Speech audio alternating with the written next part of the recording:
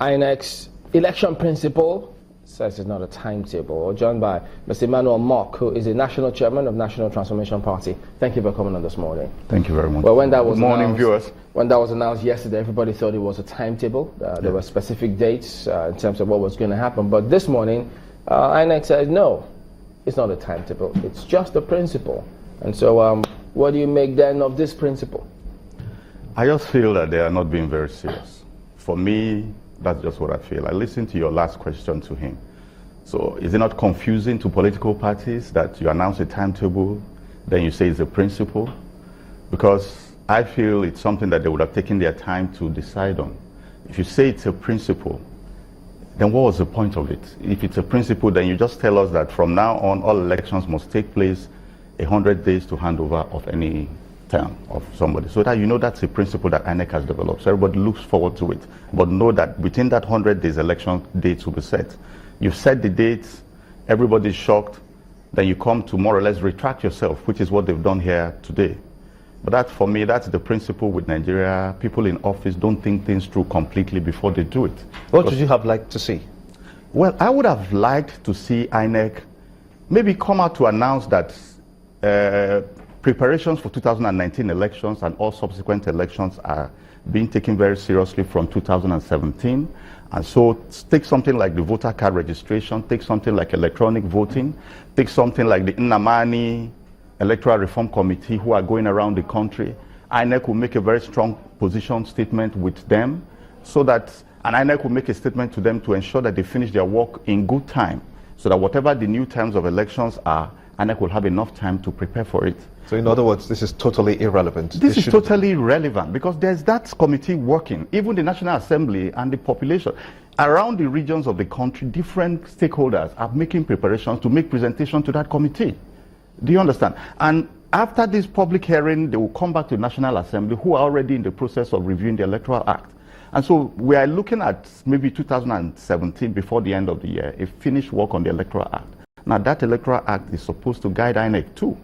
And so to release your timetable, you are saying in effect, well, maybe that's why he retracted, because you're saying in effect, if there's a new Electoral Act, that Electoral Act will come subsequent after 2019, that we are working with the 2011 one. I was a bit confused, exactly. When I was asking him those questions, and he said, no, it's not a timetable. Yes, it's got dates. It's still not a timetable. Yes, it has all that. It's still not a timetable, and the dates can change if and when he does consult, INEC does consult with different groups. But he also did say that they want our election dates to be predictable.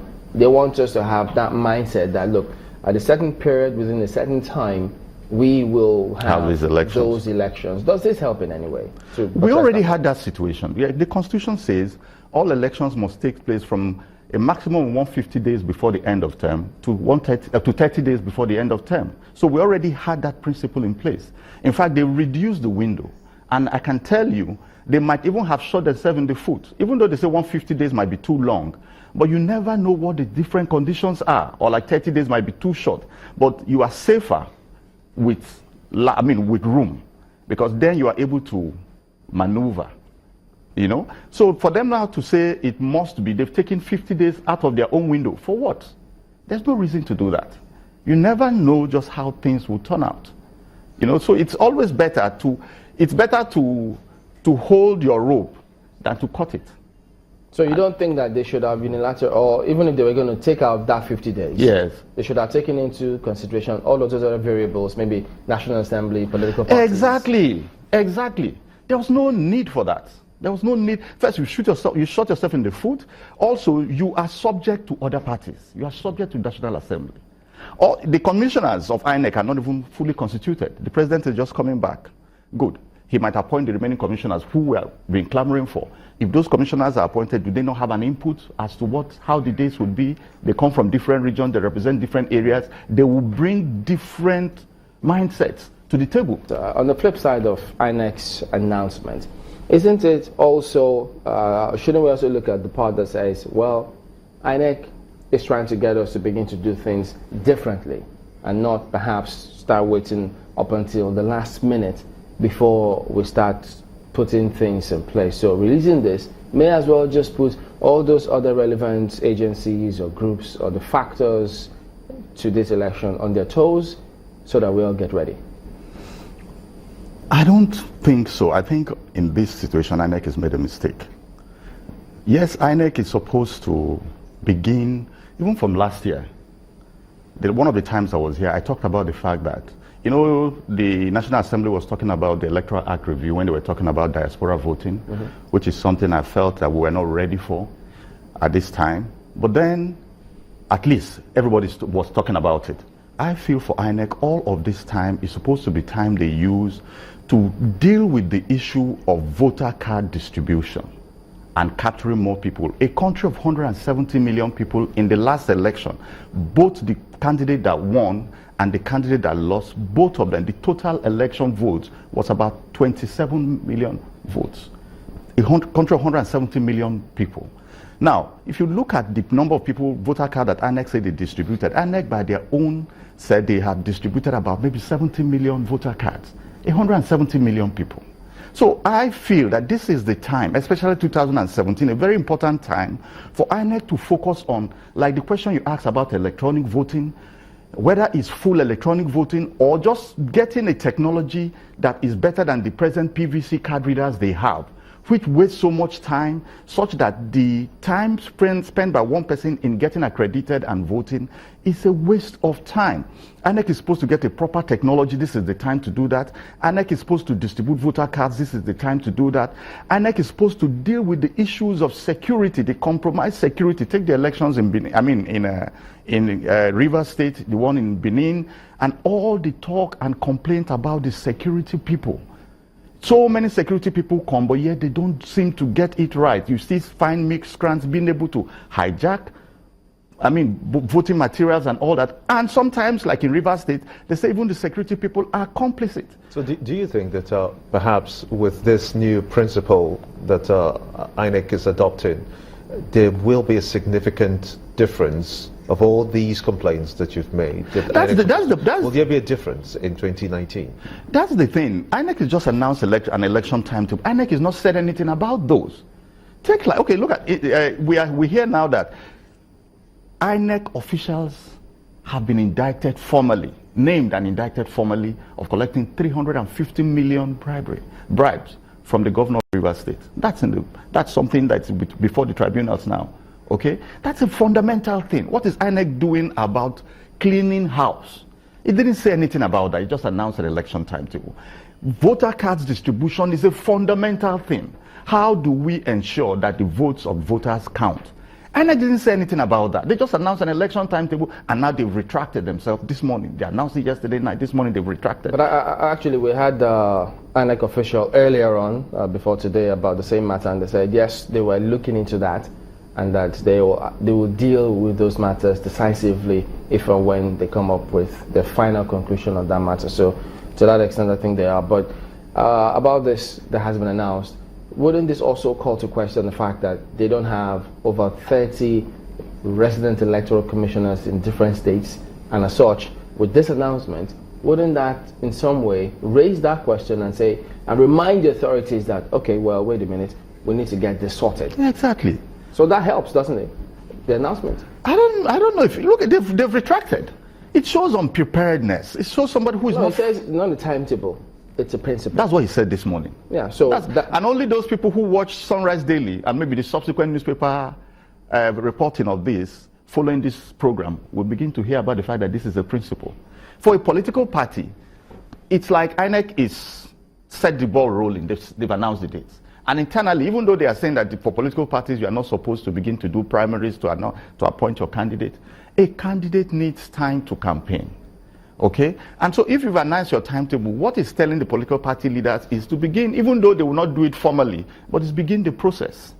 Begin the process, paying attention to who the candidates are. Yeah, but even if this were a timetable, yes, you have 22 or 24 months to those elections. All those preparations. Isn't that enough time for politicians to do that? Of course, I agree. That's what I'm saying. The important thing I'm trying to get at here is INEC as an empire is flawed, and INEC is not moving in the direction that would give confidence to someone like me. Because you see, for me, I want the elections to be credible. If we get credible elections, we will solve our problems in this country.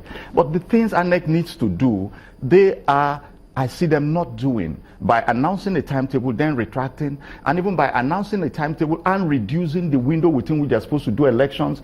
They are just going from one fault to another, and also within the process when there is a formal election law review going on, where the committee is still going around the country. So I expect INEC to do those things totally within their purview, those things that cannot change. So you're not warming up to this principle, as it were. Do you think that other parties will share the same views with you? See, for other political parties, I expect, are already settled with the fact that elections will take place between 150 days and 30 days to hand over. So that is a principle you already understand, it's on ground, and political parties are clear with that. INEC has reduced it now to 100 days. Okay, so why did they do that? Who gave them the right to do that? They are not a law unto themselves. The Electoral Act is supposed to say that that's how you do it. The Electoral Act says 150. So even what they've said, their principle has no place or relevance in law. It's just them talking. One, then they come here and say it's a principle. Two, then also come here and say political parties must not start making preparations. All of that. So it's just an institution that is so important not being serious. They are supposed to focus on in-house cleaning up. One, two, they are supposed to focus. It's very serious because they need time to do that on PVC card production, capturing of more voters, and distribution of PVC cards. These are things that take time. These are things INEC should be doing. So don't you think that with this announcement, to some extent, we can then turn to the National Assembly and say, look, INEC appears to be willing and ready to do certain things. Could you then get the amendment to the Electoral Act over and done with so that we can then move to the next level? Yes, we can do that. We can do that. I expect that there's a public hearing going on. Definitely, I expect there'll be a public hearing between the Nnamani Committee and the leadership of political parties. So also to take their input formally, because we are going around the regions. Yes, the parties and the people are talking, but also I expect that. Then I also expect that the National Assembly is actually waiting for the Nnamani Committee to submit a report, because they cannot pretend that that committee is not working. It was a committee constituted by the president. So these two things are waiting for each other, more or less.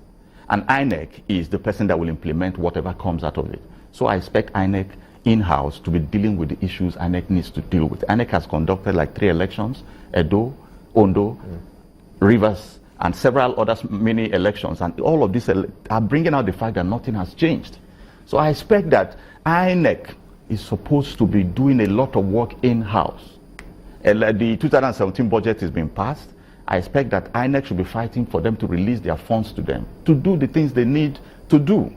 If they've announced if they've announced now a principle that the election will only take place between 100 days and 30 days to the handover of it, I would have even preferred if they've moved it that the last election would take place 50 days before handover, so that you have enough time. If for any reason you needed to go to court or whatever, you had enough time to do all of that. Instead of retaining the 30 and reducing the 150, I would have preferred to hold on to 150, but bring more time from 30 to 50 or 60 days, such that if there are issues, fundamental issues, you have enough time to deal with those issues and still be able to hand over. That's a better place to gain time than to lose time in a place where you have more than enough time. And I think that's a very fine place to also anchor to this segment. Mr. Emmanuel Mock is the National Chairman of National Transformation Party. Thank you for coming out this morning. Thank you very much.